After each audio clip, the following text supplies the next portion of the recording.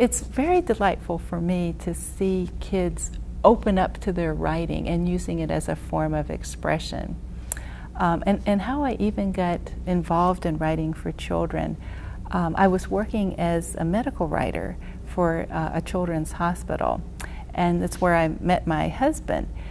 And Chris had been a magician as a child, and he and I developed this volunteer project in the hospital where once a week we would visit kids who were chronically ill. So we got to know these kids well over time because they were so often in the hospital.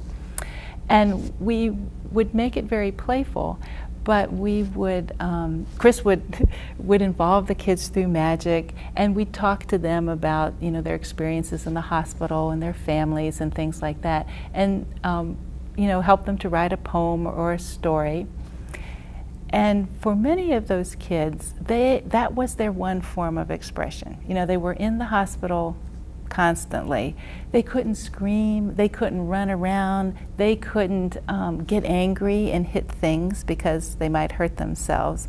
So they had at their disposal very limited forms of expressing strong feelings, you know, anger and fear and bewilderment and joy. But writing was one way that they could.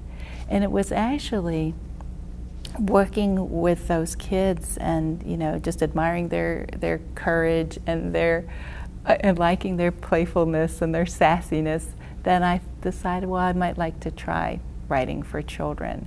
So that was sort of my involvement in even thinking about myself as a writer for children, was through becoming connected with kids and their writing. So in a way, I was sort of teaching writing before I was a writer for children.